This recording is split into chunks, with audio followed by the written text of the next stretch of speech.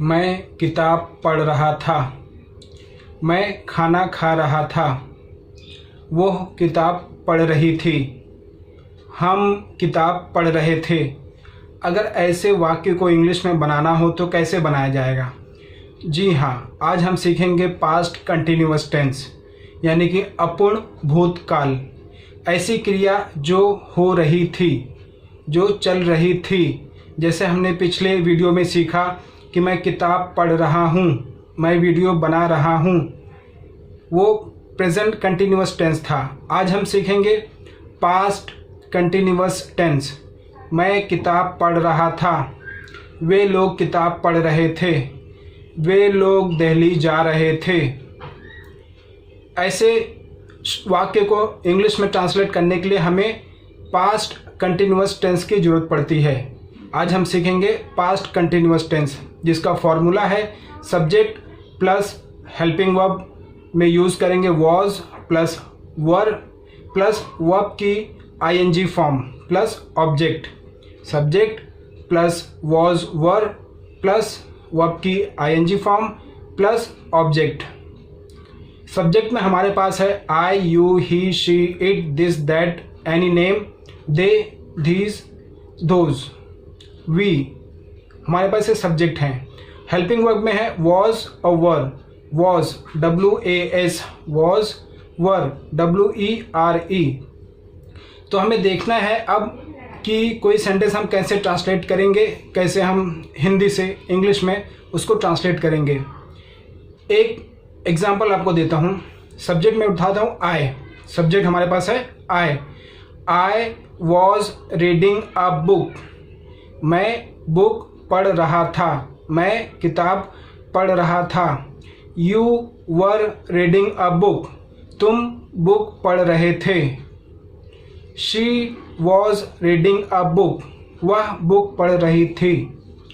अब यहाँ पर एक सवाल आता है कि वॉज कहाँ लगाना है और वर कहाँ लगाना है। मैंने कहा आई वॉज रीडिंग बुक, फिर मैंने कहा you were reading a book, फिर मैंने कहा she was reading a book.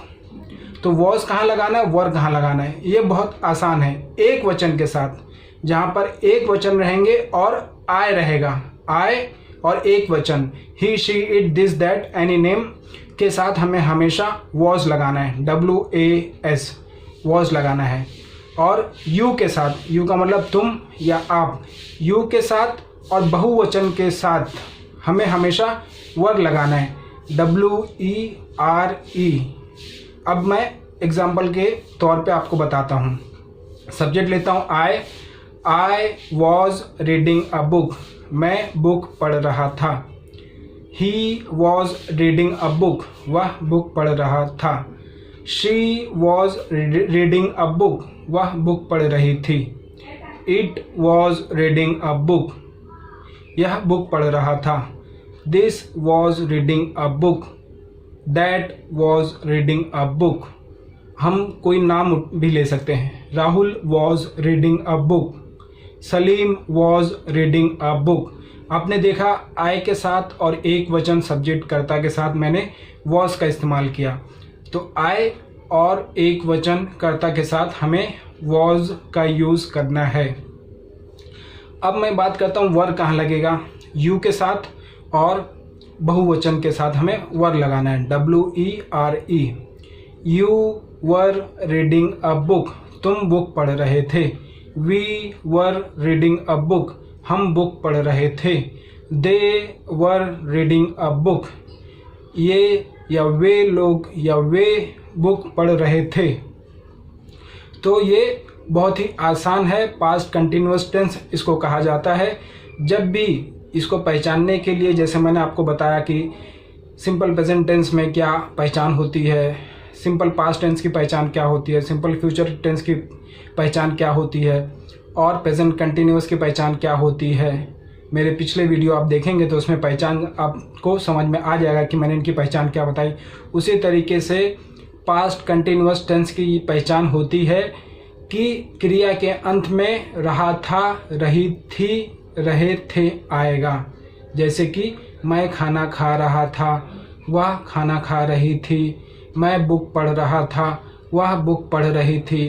हम बुक पढ़ रहे थे, रहा था, रही थी, रहे थे, आएगा। ये पास्ट कंटिन्यूअस टेंस की पहचान है। एग्जाम्पल के तौर पे एक मैं नया क्रिया उठाता हूँ, एक नया क्रिया का यूज़ करते हैं, कम। कम को इस्तेमाल करेंगे पास्ट कंटिन्यूअस टेंस में। I was coming to Delhi, मैं दिल्ली आ रहा था। You were coming to Delhi, तुम दिल्ली आ रहे थे।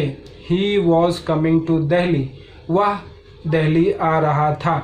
She was coming to Delhi, वह दिल्ली आ रही थी। Rahul was coming to Delhi, Rahul Delhi आ रहा था। We were coming to Delhi, हम दिल्ली आ रहे थे। They were coming to Delhi, वे दिल्ली आ रहे थे। These were coming to Delhi, ये लोग दिल्ली आ रहे थे।